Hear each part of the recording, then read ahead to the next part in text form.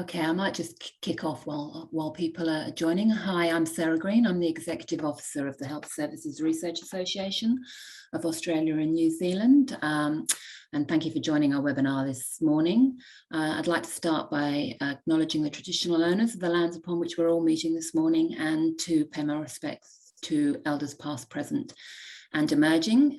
Just a couple of association matters. Just a reminder that we do have our biennial conference at the end of the year in Sydney, happening just at the end of November, and the call for abstracts is open at the moment and closing on the 6th of June. So if you haven't got an abstract in yet, please have a look at our website and think about putting something in. And the registrations for the conference are also open, and there's a really good discount for Health Services Research Association members. So again, if you're not a member, please have a look at our website and our membership offerings. This morning's webinar should go on for about 40 minutes, so with about 10 minutes on top for questions. And I am recording the webinar, and that recording should be on our website hopefully by tomorrow lunchtime.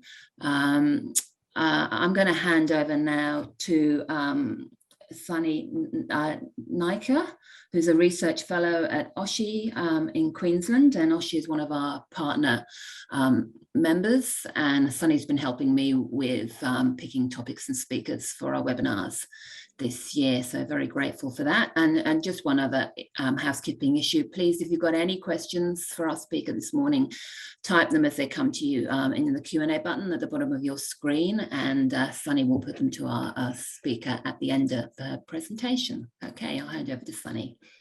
Thank you, Sarah. Hi, everybody. I hope, thank you for attending this. As Sarah said, I'll be chairing this seminar, and I'd like to introduce Dr. Amanda Roxburgh. Amanda has 20 years of experience in the AOD research sector, that's alcohol and other drugs, and she's an NHMRC research fellow with the Burnet Institute. Current program of work is in investigating non-fatal and fatal overdoses in the context of changing drug markets. She also works closely with the Medical Supervised Injecting Centre in Sydney on a range of service-related research projects that have direct service and practice implications. And on a personal note, very early in my academic career, I had the pleasure of working with Amanda, and it's still a very impactful experience. So I'm really pleased that she's agreed to speak to us today. Over to you, Amanda. Thanks so much, Sunny, and thank you very much for inviting me to speak. I would like to begin by acknowledging the traditional owners of the land on which I live and work. That's the Gadigal people of the Eora Nation, and I pay my respects to elders past, present and emerging. So today I'm going to be talking a little bit about the space of alcohol and other drug research and how that translates into policy and practice.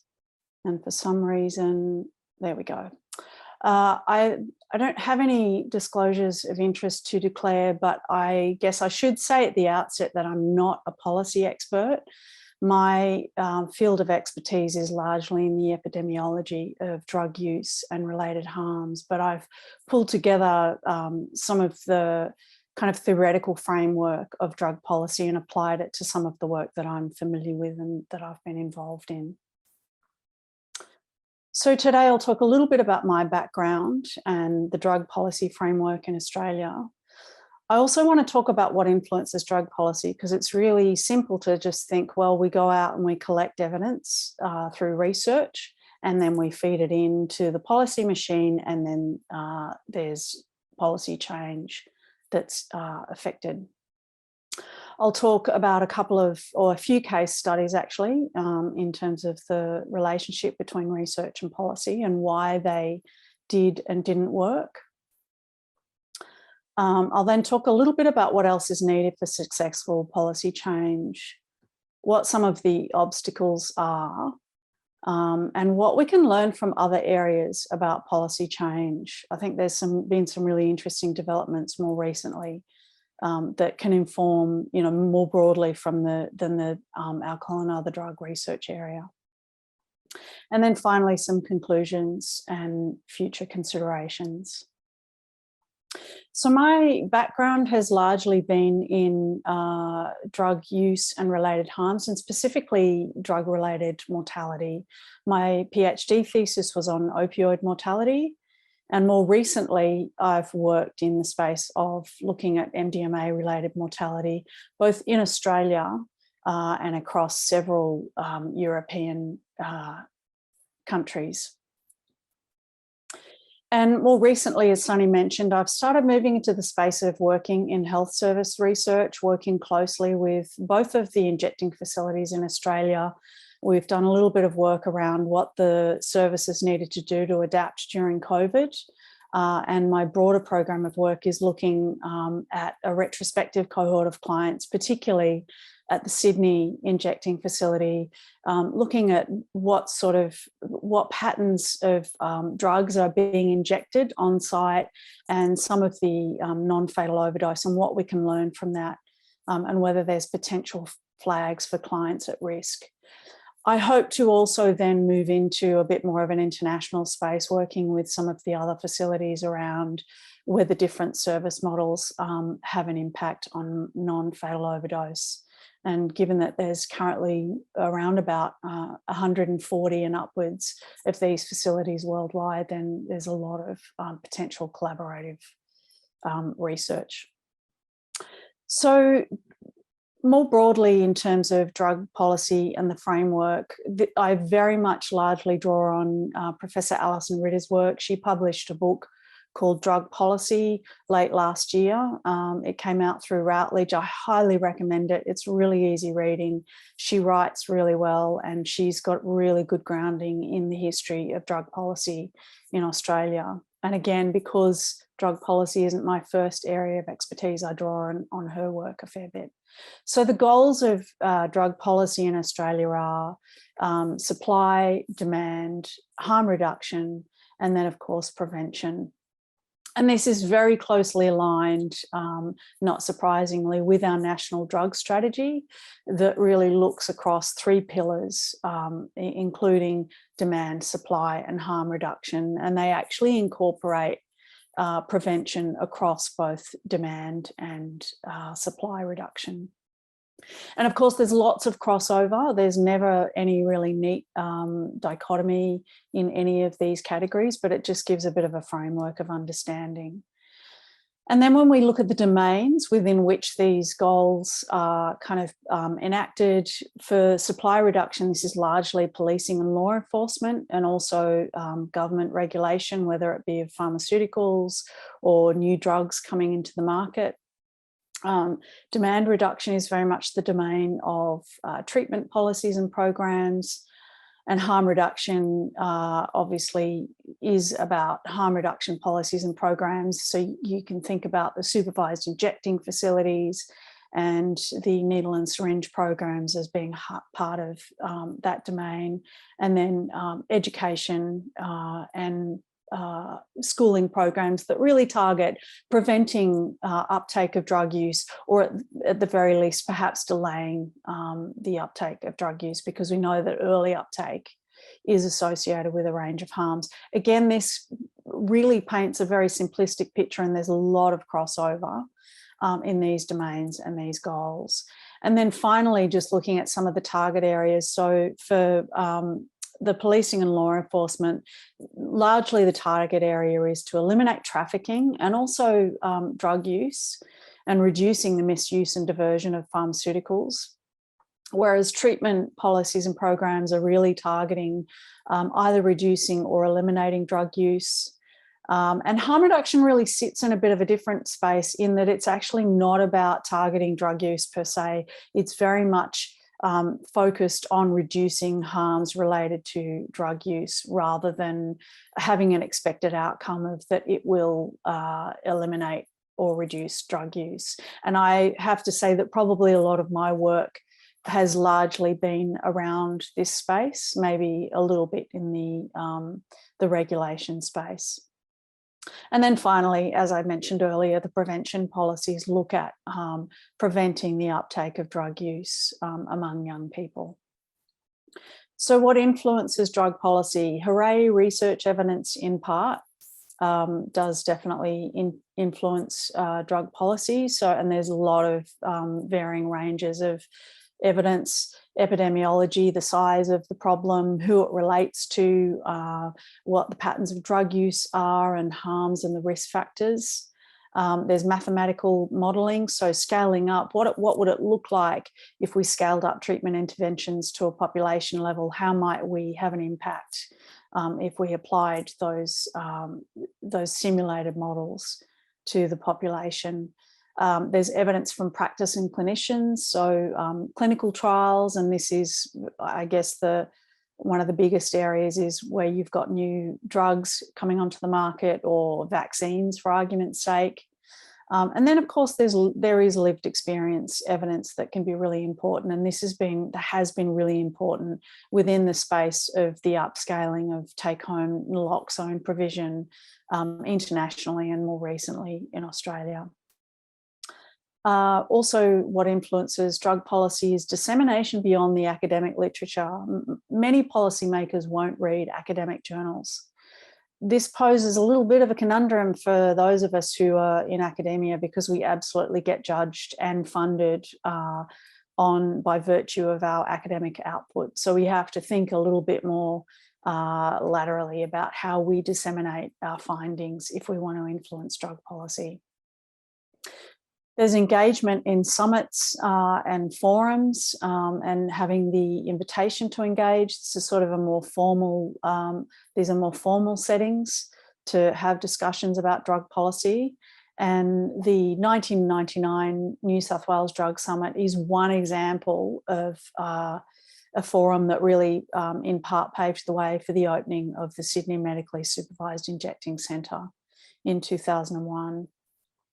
And then engagement in expert advisory groups and submissions to government. So this is a more informal way of, speaking with government. I've been involved over the years in a number of inquiries in relation to novel psychoactive substances and the National ICE Task Force inquiry in putting submissions to Parliament, and then also regulatory inquiries. And the example there is public submissions around prescribing of codeine and the changing of codeine and of strong pharmaceutical opioids. So now I wanted to go into some of the case studies around some of the work that I've been involved in and some other tricky drug policy issues where I can kind of highlight the relationship between research and policy change.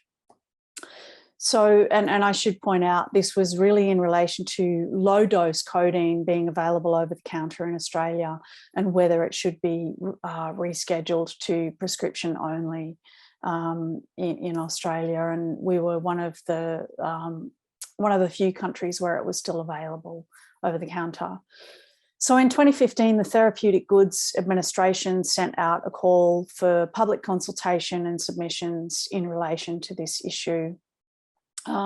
We published one of the first pieces of evidence in relation to codeine overdose deaths in Australia in October 2015. And of course, those of the researchers and the audience will know that research from inception to publication can take some time. So we were already in that space of conducting the research at the time that this public consultation was actually opened. And then in December 2015, the Therapeutic Goods Administration opened for another round of public consultation. And I highlight up here as part of their findings that they did take into consideration our research. Now, this is by no means to say that it was our research that had any impact on the outcome, but it was one piece that the TGA absolutely took into account when thinking about the regulatory change. And then in February 2018, codeine was indeed rescheduled to prescription only. And interestingly, that was when, there were news stories that were really in line with, that this was a good move. So what was the process here, and why did this work? We absolutely had some evidence emerging, not only on deaths, but also on increasing numbers of codeine dependence in the population. And there was also some suggestion in the evidence that perhaps codeine wasn't as effective as an ongoing pain management drug.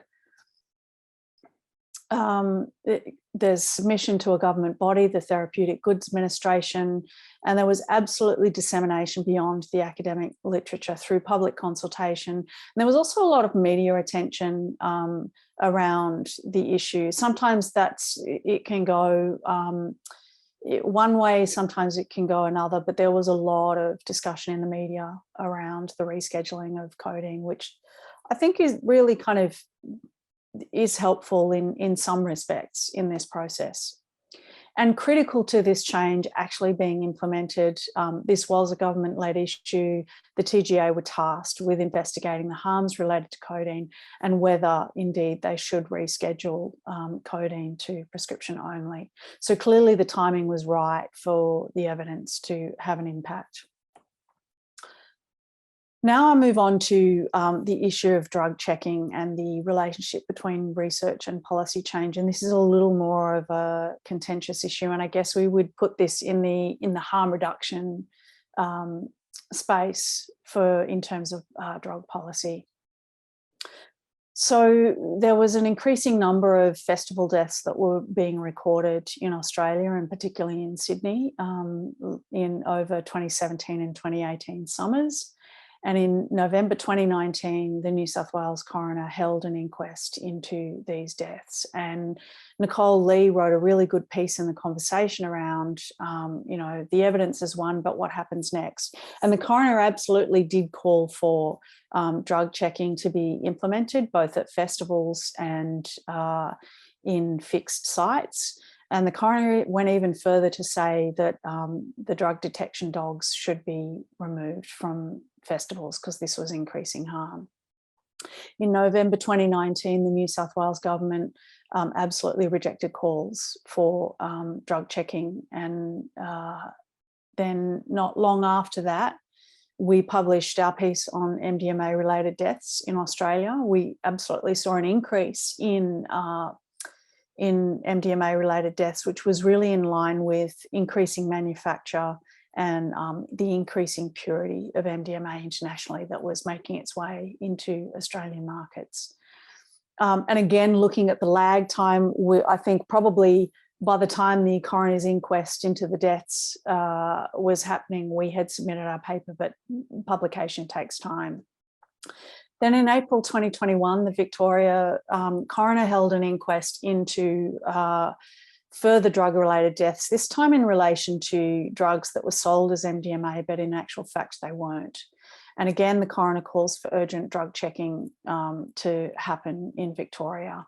And there's been renewed coroner calls just this month, in actual fact, for drug checking, particularly in the context of increases in deaths related to synthetic benzodiazepines. So a slightly different issue, but we think that this is in the context of the pandemic and drug supply interruptions. So how did this process work and what happened? So we had the research evidence that there was increasing number of harms related to MDMA and that there was increased purity in the MDMA that was on the market.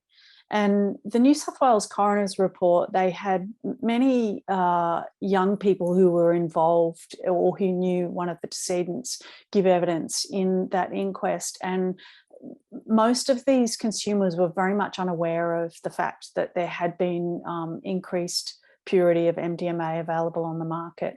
And so there did seem to be a case for the fact that drug checking would potentially reduce the harms. And obviously, more recently, the resurgence of contaminants in the MDMA market. There was engagement of experts, particularly within the coroner's inquest. There were many people that were called on to give evidence: academics, emergency physicians, people involved in drug checking organisations internationally. And clearly the dissemination was beyond the academic literature, and the coroner's inquests, both the findings of both of those inquests were made public, as were the coroner's calls for the introduction of drug checking. But what was critical to the fact that this didn't go ahead and it wasn't taken up by government was that it wasn't a government-led issue. And the coroner's court they do act independently to investigate unexpected deaths, and they are tasked with making recommendations to reduce preventable deaths, which arguably all drug-related deaths are. And there was clearly no political support in either New South Wales or Victoria to introduce any form of drug checking. This next case study is looking at an evaluation of threshold amounts in terms of what constitutes drug trafficking offences rather than possession offences. Now, this isn't research I was involved in, but this was research led by Caitlin Hughes and Alison Ritter, and it was conducted in the ACT. So in 2010, the ACT government commissioned an evaluation of the threshold amounts across all drug types that constitute drug trafficking. So it was Caitlin and Alison who were commissioned to do this research. They published this research as a report in 2011, and they did indeed suggest that the threshold amounts for trafficking offences needed to be increased. In 2014, there was an amendment to the ACT Criminal Code, and this was, you can see, so that every drug except cannabis had increased in terms of what the trafficable amount would be for the offence to actually manifest in a trafficable offence rather than personal or use or possession. And then this has kind of gone further in terms of there's been a member in the ACT who's put forward a drugs of dependence amendment bill that really looks at decriminalising drugs of dependence so that, where there's small amounts, so that rather than being charged with possession of small amounts of drugs, that those people then get referred into treatment. And of course, there's been all sorts of I guess, more informal schemes across certain jurisdictions in relation to cannabis where people are diverted into treatment. So this is really kind of trying to legislate this in the form of a bill. The outcome of that report, I think the report was compiled and finalised in November 2021, and there's been no further action as yet, as far as I'm aware, on that. So this was a dream scenario in some respects in terms of the research and policy process working really nicely together. And why was it different? In terms of the evidence, it was kind of an absence really in relation to determining the appropriate threshold amounts. And the ACT government really wanted to build an evidence base on how to rationally determine what constitutes a trafficable quantity. And they also wanted it to better reflect changing patterns in drug use. So they absolutely had experts engaged, these researchers were commissioned, and they were communicating directly with government and policymakers, which is invaluable. And they were able to also determine what the right questions these government and policymakers would like to be asked of the data. The findings were disseminated via publicly available reports and bulletins, so definitely beyond the academic literature. And again, critical to the policy change on drug offences. This was an ACT government-led issue. There was clearly political will in that the government wanted to change offence categories so that they were actually not punishing people with small amounts of drugs, and the time was right. And it actually led to further research and suggested amendments to drug policy. The final case study I wanted to present is a little bit of a different kind of aspect. And again, it's not research that I was involved in. This is work from a range of people across the country, and I'm basing it in large part on a paper that Kari Lancaster and co put out in 2017. I think in the Australian New Zealand Journal of Criminology. And in this piece, they actually looked at a lot of the Hansard reports in relation to police drug detection dogs and a lot of the research evidence, and pulled together a bit of a narrative. So in 2001, drug detection dogs were actually pulled into use in Cabramatta in relation to the drug market out there. And Cabramatta at the time was absolutely undergoing a crisis in terms of heroin overdose and large quantities of heroin being trafficked within the community out there. So the police brought in drug detection dogs to deal with this issue. Now, part of this paper also goes on to say that some of these dogs were repurposed from the Sydney Olympics, where they'd originally been trained to detect explosive devices coming into Olympic venues. And so following the Olympics, they decided to repurpose these dogs and retrain them to become drug detection dogs. And I think it was around 2002 that the police drug detection bill came into effect. In the mid to late 2000s, there's a range of research published by a range of people stating that it was actually increasing harm, that people were, a lot of people were being stopped by drug detection dogs. There were a lot of people really kind of quite distressed by being stopped. Often they weren't actually carrying drugs. So there was a mass of evidence that began to appear, and also increasing complaints to the Ombudsman, and some court cases where the charges were being thrown out because of the way in which the drug detection dogs had been used. And then in 2006, there was an Ombudsman inquiry into drug detection dogs that really found that in only 26% of all the searches were illicit drugs found. So it was a lot of non-findings and a lot of non-evidence, really, and it was really problematic for a lot of people. And then in 2012, there were expanded powers in terms of drug detection dogs across Sydney in response to increasing violence among organised crime gangs. And this also kind of extended into areas like King's Cross, and people may know that there were certain train stations where they would sit these drug detection dogs. And then again in 2018, in the context of increasing deaths at music festivals, there was kind of a renewed increase in the use of dogs at music festivals. So this kind of really shows, I guess, that policy was enacted in the absence of evidence, and the policy has kind of remained in spite of some of the evidence.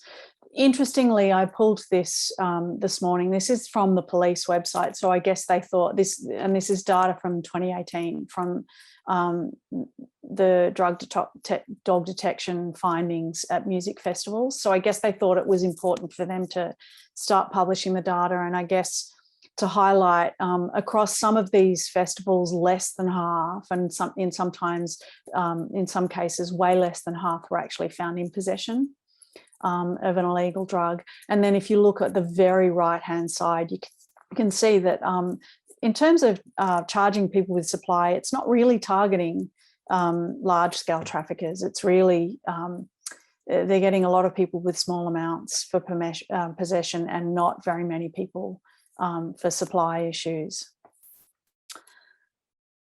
So what else is needed then for successful policy change? One of the things that can be useful is personalising experience with substance use issues, and we absolutely saw this with the Prime Minister Bob Hawke in the 1980s, when he claimed that he came out publicly to say that his daughter was fighting a heroin addiction, and this absolutely influenced the development of the first national drug strategy in 1985.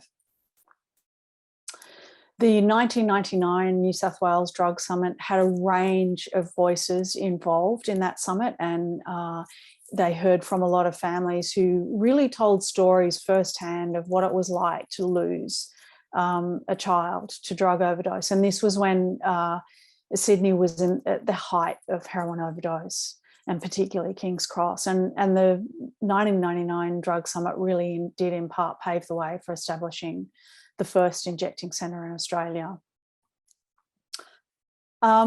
This is a little bit of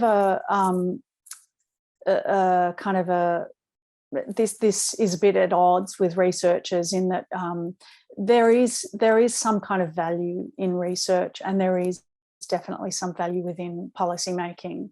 And Alison Ritter also talks about this in her book, that no research and no policy generation is value free. And clearly, in terms of the drug checking debate, it's very much a value-based debate. There is evidence to suggest that it works and it can reduce harms, but there is current government opposition because they really feel that it sends the wrong message. To implement drug checking is to say, we are condoning drug use and this is safe. Finding a window of opportunity to elevate drug issues, asking the right questions at the right time. And part of this is very much reliant on good relationships with government and policymakers, which I guess really speaks to, submitting to government, being invited to some of the summits and the forums. What are some of the obstacles to changing drug policy? I've just wanted to highlight some of these. Where there's vested interests in profits, drug policy change can be really difficult. And we see this with the tobacco industry and how long a process that has been to implement some of the harm reduction strategies around smoking, the plain packaging and visual warnings on the packaging. The tobacco industry absolutely has a vested interest in trying to increase their profits, and they don't want any policy that's going to impede that. Very much similarly, in terms of the alcohol industry, the Australian Hotels Association have vested interests in when there's implementation of alcohol lockout laws and the banning of alcohol sales after 10 p.m. because it starts to eat into profit margins. So there's a tension there. I think one of the biggest cases that we've seen, and incredibly it's actually gone to court and the company have been sued for millions, is Purdue Pharma in the United States and their very aggressive marketing campaign. So they developed oxycodone for use in pain, in chronic pain, outside of cancer pain. They were involved in very aggressive marketing campaigns where they actually gave financial incentives to pharmacists and GPs, all in the kind of interests of increasing their profit margin, and irrespective of any of the evidence that was coming out in relation to the harms that oxycodone was having across the broader population. And also they've been charged for fraudulent advertising of oxycodone as having low dependence liability. And these cases in America are ongoing, and people are actually arguing that those within the company actually need to face jail time. They haven't quite gotten there yet. And I kind of put this up, it's not my area of expertise, but it seems that this issue of vested interest in profits will extend to any previously unregulated markets. And the market of medicinal cannabis comes to mind. The complexities of competing national and state legislation is at issue. This is particularly at issue in the United States with so many different states, and there have been occasions where harm reduction policies, for argument's sake, have gathered approval within a state, and then federal legislation has attempted to come in and override the policy change. And I think we've seen that to some extent in Australia, and particularly when the injecting centre first opened in King's Cross, Prime Minister John Howard tried to intervene to stop the opening of the injecting centre, despite the fact that it had been legislated at a state level. And finally, government priorities for reducing use rather than harms. And this is an ongoing tension, I guess, within the harm reduction space. And obviously, it's always an ideal for people who are working in the harm reduction space that if it reduces use, that's great, but it's not necessarily the first port of call. Finally, I wanted to say something about, and neither of these areas are necessarily my expertise in terms of the technicality of policy, but I think it's really interesting to think about what we've seen more recently from in terms of epidemics and the COVID-19 pandemic and how policy change has come about. So if we look to the opioid epidemic in Canada, the first injecting facility opened in Vancouver, the Insight Injecting Facility. Now, since the opioid epidemic has hit and increasing numbers of people are dying from illicit fentanyl, there's been a rapid expansion of harm reduction services and in particular injecting facilities. There are now approximately 50 of these facilities across Canada and probably upwards of. And these facilities in Canada alone comprise at least 40% of the total number of facilities internationally. I think there's around about 140 of these facilities, just over 100 of these facilities internationally. And these have been a really important response to the opioid epidemic, which has absolutely been exacerbated by COVID. But they've often occurred within the context of there's been no infrastructure or support to effectively operate some of these services. Some of them are literally just pop-up tents that are overdose prevention sites that are run by volunteers. And again, it's been the absolute urgency of setting these up, but it's come at a cost. And harm reduction workers are in crisis up in this in Canada without the support and adequate resourcing because it's just they don't have enough people. They're exhausted and they're working tirelessly in these facilities. And this has really created tensions between harm reduction workers and health and policymakers. And if we move to the COVID-19 pandemic, this is based on a publication that Tim Rhodes and Kari Lancaster put out this year in the International Journal of Drug Policy. It's not called What is a Pandemic If Not Big, but that's their opening sentence, which I think is really poignant. And it's based on the UK experience of the emergence in the early days of the pandemic. So it really did present an immense policy challenge internationally, really, whether policymakers and governments were going to lock down an entire nation or not, something that had never been done. They used mathematical modelers to kind of generate and try and project what the growth of the growth projection of the virus was going to be.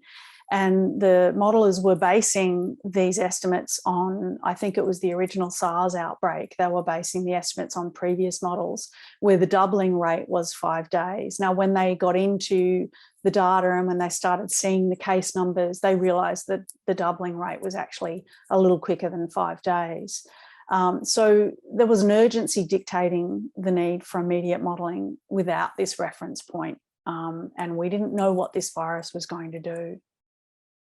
So modelers were advocating for lockdown, but this was often at odds with government and policymakers. And I think we've probably seen very much similar tensions within Australia. And also a lot of these modelers, much like the harm reduction workers up in Canada, these modelers were working around the clock, and I know quite a few modelers at the Burnet Institute were also working around the clock on the COVID effort to really try and provide as informed evidence as they could to government in relation to lockdowns and kind of reducing or pulling back in certain measures. So both the epidemic and the COVID-19 pandemic really shows through urgency, it necessitates a different use of the evidence base, and often in the absence of evidence. And values can create enormous tensions between health, harm reduction, researchers and policymakers. And again, we'd never done anything like this before in terms of shutting business, shutting entire nations down. So it was an incredible strain. So both of these situations absolutely exaggerated these tensions. So clearly research evidence is never enough on its own to influence drug policy, and sometimes drug policy occurs in the absence of evidence, and we absolutely saw this in the case of the use of drug detection dogs. Relationships with government and policy making bodies is crucial, and I guess the ACT is a really great example of that. Yes, the government are fairly open minded in terms of progressive drug policy change, but there are several organisations down there who work in very closely with government and policy making bodies to ensure that they're kind of asking the right questions and they're picking the right time. And change, particularly in harm reduction policy, which is where a lot of my work occurs, requires researchers to advocate for the implications of their research. And again, this sits really uncomfortably for some of us in the research space, where we were supposedly presenting our findings really objectively. But I think it's really difficult to do that if you want to actually see policy change. There has to be some value, you know, implicated in the research and advocating for some kind of policy and change in practice. So it really does highlight the importance of values in both research and policy. Engaging all stakeholders in drug policy conversations is crucial, even if they hold opposing views. Sometimes they're the most important people that you want to be having conversations with. Engaging people with lived experience is absolutely critical, and I guess this is, again, particularly in the harm reduction space, if we want to advocate for more equitable policies and equitable health access. And understanding the values framework of the current government and knowing how and when to engage with particular policy issues. I guess I'll just leave it there in terms of we do have a really good long history of harm reduction in Australia. Things have slowed a bit, but I think there are promising signs, but obviously there's still a lot of work to be done. So I'll leave it there and open up to questions.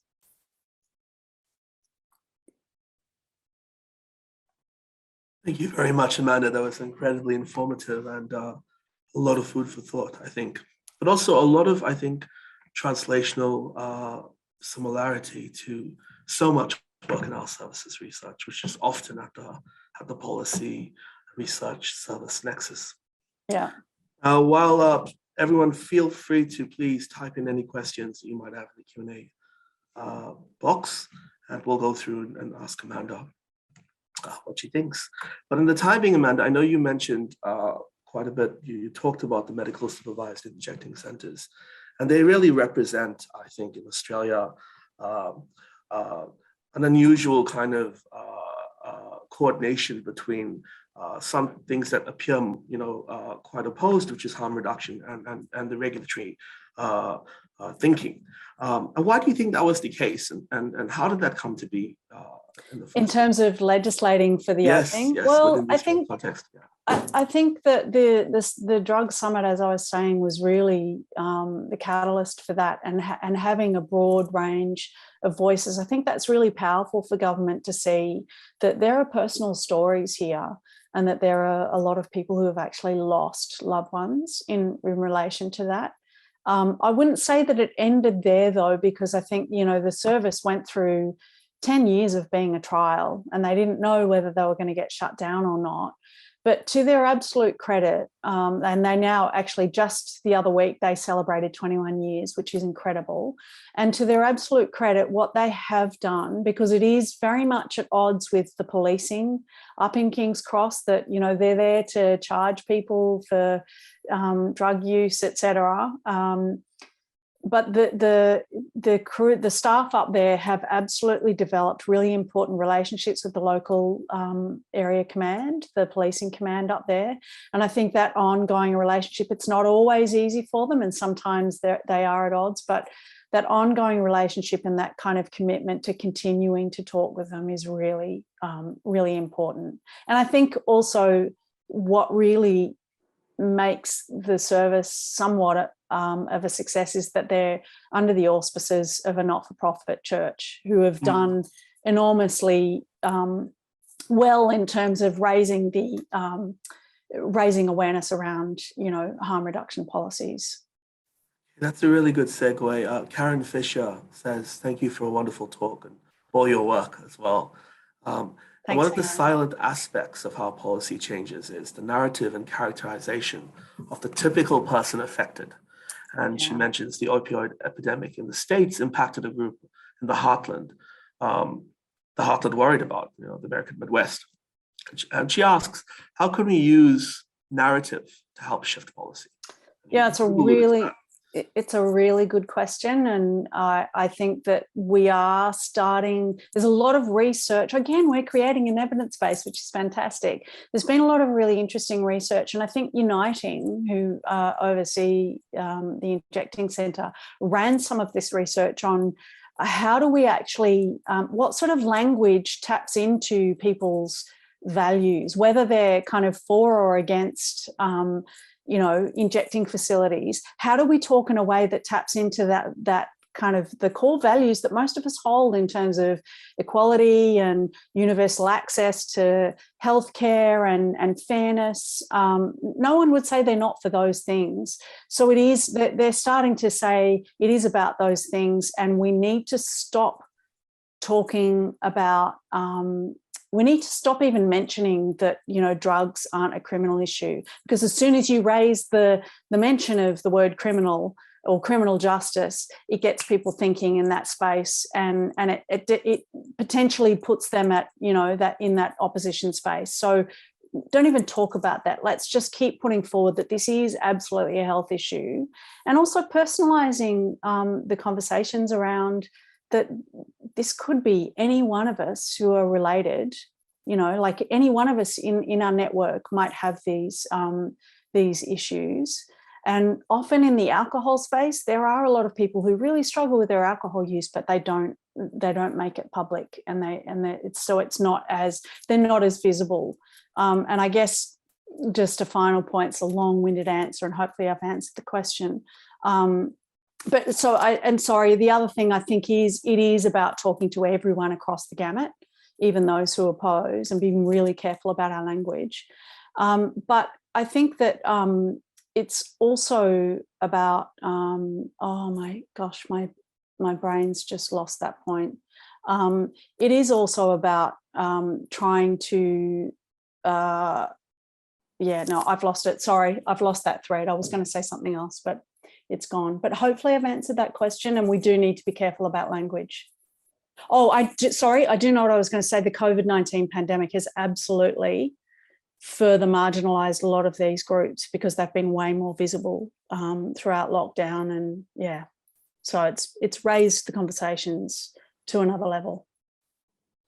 Thank you very much, Amanda. I think there seems to be no other questions, so I might ask one more and give people a chance to think on the questions.